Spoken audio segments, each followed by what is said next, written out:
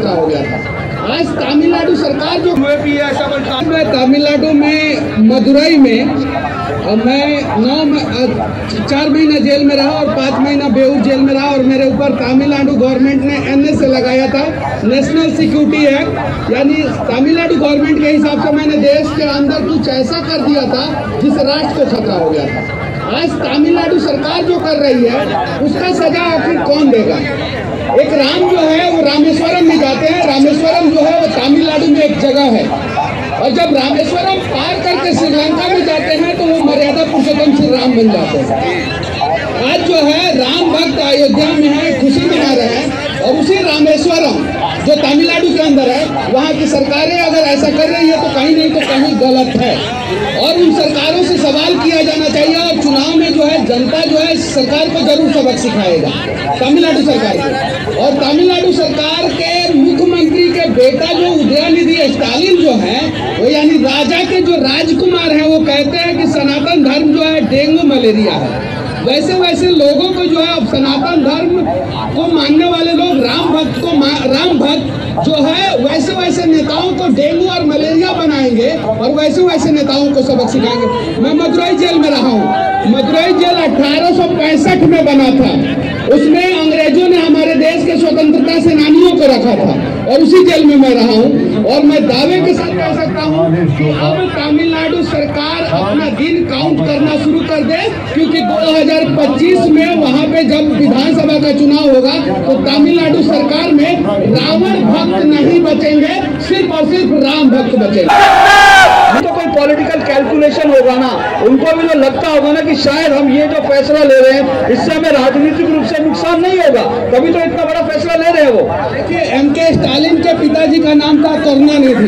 करुणानिधि वहाँ पे 3-4 बार मुख्यमंत्री रहे हैं और करुणानिधि भी जेल का हवा खा चुके हैं, उनके पिताजी का। उसके बाद से MK स्टालिन जो है मुख्यमंत्री बने।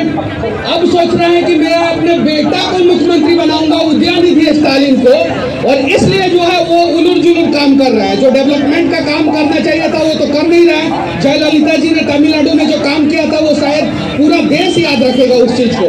तो स्टालिन जी काम नहीं कर रहा है, सिर्फ और सिर्फ उल्टा सीधा स्टेटमेंट दे रहा है। उनका बेटा उल्टा सीधा स्टेटमेंट दे रहा है।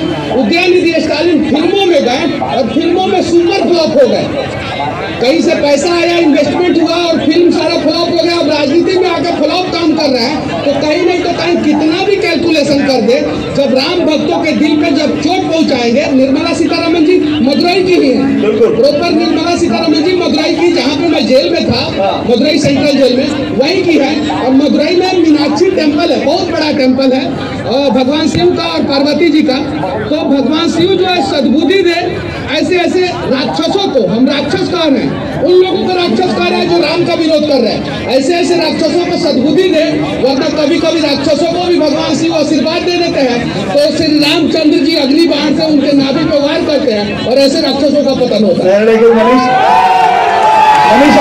मनीष आपको कितने समय जेल में रहना पड़ा? मैं 4 महीना तमिलनाडु के मदुरई सेंट्रल जेल में रहा, जिसे अंग्रेजों ने बनाया था। और अंग्रेजों के बनाए हुए सेल, मतलब कि अंग्रेजों ने जो सिंगल सेल बनाया था, उन्हीं के द्वारा बनाए हुए सेल में मुझे 4 महीना तमिलनाडु सरकार रखी थी।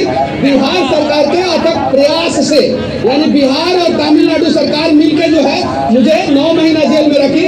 लेकिन कमाल की बात देखिए, मनीष कश्यप के ऊपर 18 केस था, 15 मुकदमों में मैं बेल लेके आया और 23 दिसंबर को मैं जेल से निकल गया, क्योंकि प्रभु श्री राम भी चाहते थे कि मनीष कश्यप 22 जनवरी को अयोध्या में रहे। तो इसीलिए 23 दिसंबर को बेल मिली मनीष कश्यप 22 जनवरी को यहाँ पर रामलला की प्राण प्रतिष्ठा समारोह में शामिल होने और इसका राम जी का दर्शन करने यहाँ है। लेकिन मुझे मनीष लग रहा है 4 महीने आप रहे, कहीं अब 4 महीने हम दोनों को NSA में ना रहना पड़े यहाँ पे विरोध करने के कारण। दर्शन के आप रिपोर्टर हैं, आपसे जो है सरकार नहीं उलझेगा। मैं एक यूट्यूबर हूँ, मैं एक गरीब परिवार का हूँ, मेरे खपड़े का घर है, मेरे को सरकार जरूर दबाने का प्रयास करेगा। लेकिन ये मनीषवा राम भक्त है, ये मनीषवा और मनीषवा जो है कभी नहीं झुकेगा। बिहार सरकार को भी सबक सीखना पड़ेगा और तमिलनाडु सरकार को भी। और राम जी का रथ जो है अभी अयोध्या से निकल चुका है, तमिलनाडु में भी राम में भी राम राजा है। चलिए तमिलनाडु। अवधेश जी, ये सुनकर कैसा लग रहा है जो खुशबू सुंदर ने जो अभी बताया, आपको हैरानी नहीं हो रही क्या? ऐसा अशोक जी, जब हवा कमजोर हो ना, लहर कमजोर हो तो उसका विरोध नहीं होता है, लेकिन जब हवा और लहर इतना प्रचंड हो जिसमें अपने बह जाने का भय हो, तब आप उसके विरोध में खड़े होते हैं। तो इस देश में क्या 1528 में केवल ये राम मंदिर ही ध्वस्त नहीं हुआ था, 1000 साल से जो एक लहर चली थी इस देश में, वो एक उल्टी लहर थी। हम कहते हैं समय का चक्र। तो उसमें पेरियार जैसे आंदोलन है, जो नास्तिकवाद था, तो नास्तिकता से हम लोगों को प्रॉब्लम नहीं है, तो वो सब स्वीकृत हुआ है। अब एक अयोध्या जब शादी किसी ना हटवाया वहाँ तो फेंक के मार से एक साइड में भैया सीधा पीछे रहो भैया।